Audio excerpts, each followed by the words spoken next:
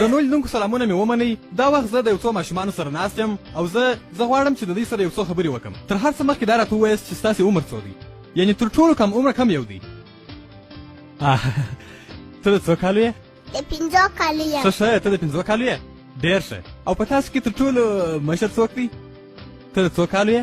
د 10 کالو. د 10 کالو.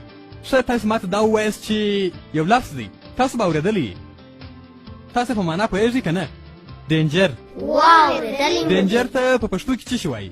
خطر. و خطر. اوس نو دا راته ووایاست چې د خطر مخالف څه دی؟ یعنې د خطر ضد څه دی؟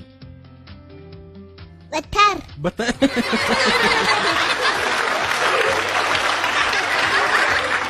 د خطر ضد بتر. ډېر ښه. یا زه به درته ووایم د خطر ضد دی ساتنه. نو د خطر مخالف ساتنه ده.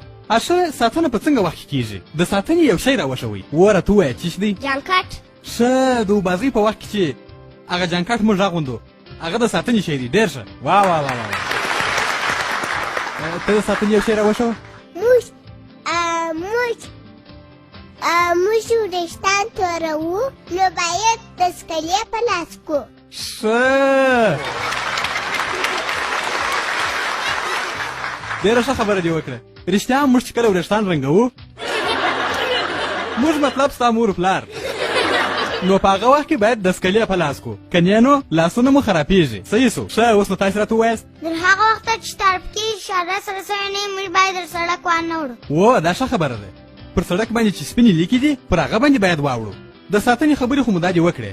اوس زه تاسو ته د خطر شان درښیم. تاسو ښه غوږ پر ونیسئ. سمه ده؟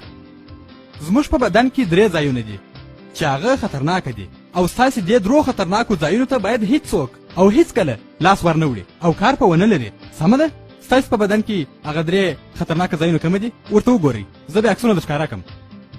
اول ځیګر دی، دوام د پښو منځ دی او دریم د شاخوا. دا 3 سره ستاسې عزت دی. سمه ده؟ ته راته ووایه اول څه دی؟ د شاخوا. دوام ځیګر. دریم د 2 پښو منځ. بالکل.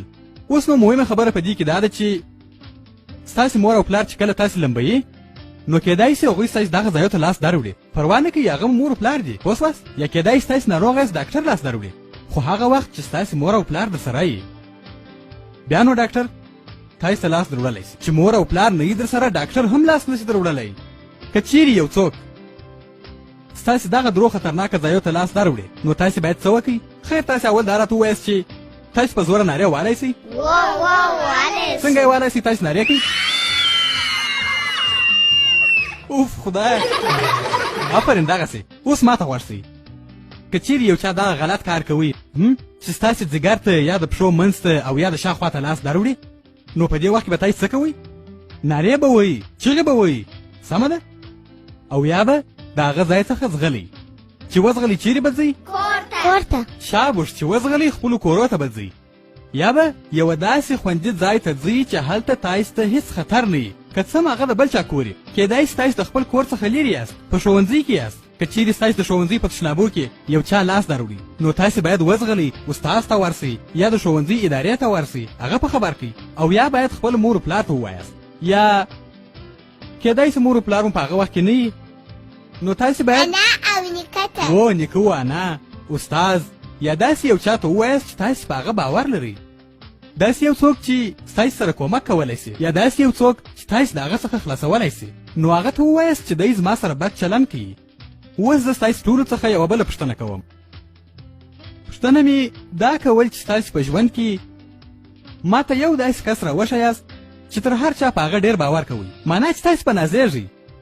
معنا داسې یو څوک راوښوئ چې هغه ستاسې دپاره هر څه کولی شي، لکه ستاسې ساتونکی چې آفرین. ته راته ووایه. زما پلار. زما مور پلار. زما نیکه و انا.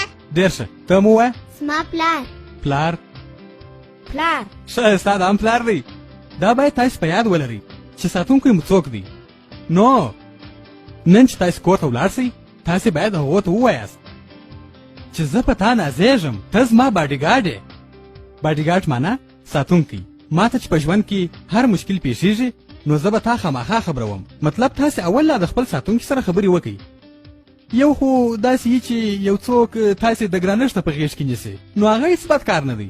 ځینې خپلوان او مشران تاسې د نازه په غېږ کې نیسي او مچوي مو، خو که تاسې پوه شوست چې ارئ دا خو یې هغه خطرناکه ځای ته لاس راوړي. او دا هر څوک کېدای سي، خپلوان هم کېدای سي او ناملاد هم کېدای سي. چې پوه شوست چې غلطه راسره کوي نو تاسې به څه کوئ؟ چیغې به وو. آفرین، چیغې به وایي، یا به د هغه ځای څخه ځغلی خوندي ځای ته به ځئ، بیا به نو خپل ساتونکی په خبروئ. صحیح سو؟ ټوله پوه شوست؟ ډېر ښه. ښه ته څه وایه؟ چې ژوند ته مو خطر سي باډیګارډ باید خبر سي. ښه ډېر ښه. اصلا زموږ د دې خپرونې اصلي پیغام هم دغه دی چې ژوند ته مو خطر سي باډیګارډ باید خبر سي. آفرین، ډېر ښه، ډېره مننه. ګرانو لیدونکو او قدرمنو حاضرینو، ستاسو ټولو څخه ډېره مننه چې زموږ نننۍ خپرونه مو راسره تعقیب کړه. تاسې د خپلو ماشومانو سره دغه خبرې باید په هرو شپږو میاشتو کې تکرار کړئ. خو ګورئ، تاسې دا فکر ونه کړئ چې کوچنیانو خو دا خبرې واورېدې نو موږ د مسؤلیته خلاص یو. صحیح دی چې په دې خبرو به کوچنیان یو څه پوه سوي، خو بیا هم خپل کشران په دې خبرو پوهول زموږ او ستاسو مسؤلیت دی. ستاسو ټول د توجه څخه ډېره مننه. هیله لرم چې تاسې به دا خبرې د خپلو ماشومانو سره حتما شریکوئ.